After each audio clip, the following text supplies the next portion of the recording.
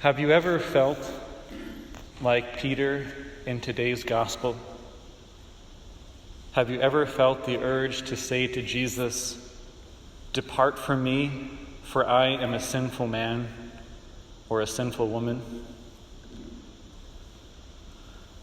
It can happen when you surprise yourself by how low you sink into sin after all these years.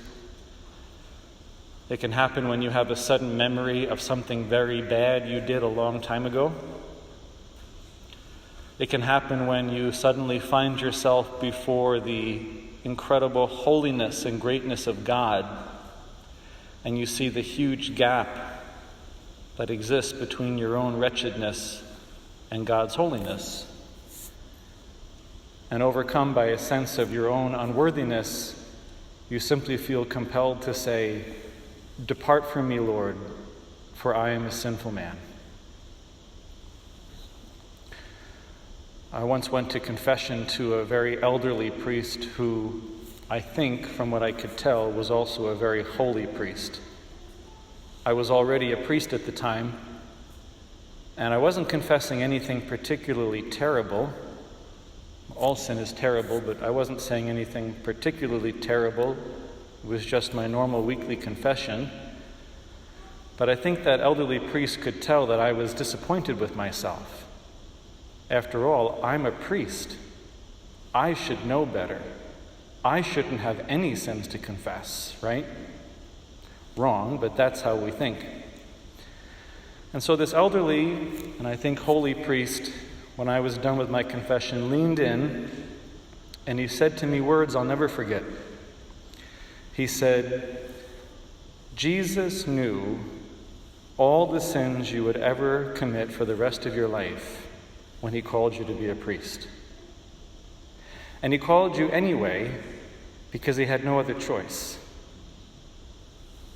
And I must have looked surprised because he then explained further. He said, "There are no non-sinners in the world. All there are sinners. So Jesus has no choice but to call sinners to be priests. He doesn't have any other alternatives." And then he said, "And yet, despite the fact that we priests are sinners, Jesus still wants to and can do a tremendous amount of good through us." Wise words from an elderly priest. And do you know that every time I feel tempted to say, "Depart from me, Lord, for I am a sinful man," I remind myself of what that priest said. Yes, I am a sinner, but God still wants to do good through me anyway. I don't want to burst anybody's bubble here, but I'm not the only sinner in this church today. You are all sinners. And despite that fact, God has called all of you to amazing vocations, to be mothers, fathers, grandmothers, religious sisters. He's called you to ministries in his church. He's called many of you to be Eucharistic ministers, lectors, sacristans, Legion of Mary presidents, Bible study leaders, Christian Service Committee members, Catholic Daughters of the Americas. He wants to use you to impact your church, your families, and your world for good. And if you are honest with yourself and not completely full of pride, there have to be moments where you stop and say, "Why did he call me to do this? He could have definitely found somebody better. I'm not worthy."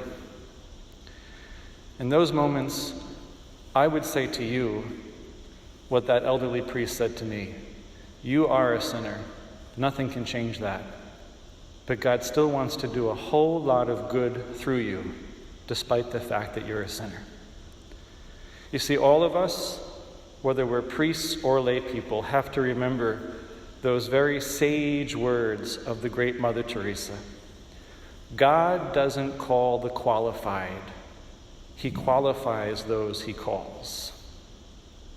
God doesn't wait for us to be perfect or to have all of our issues resolved before he calls us to do good things in the world. God takes us while we're works in progress, and he works through us while he continues to work on us. If he had to wait till we were perfect, he couldn't call anyone to do anything. And we just have to get over it. That's the way God works.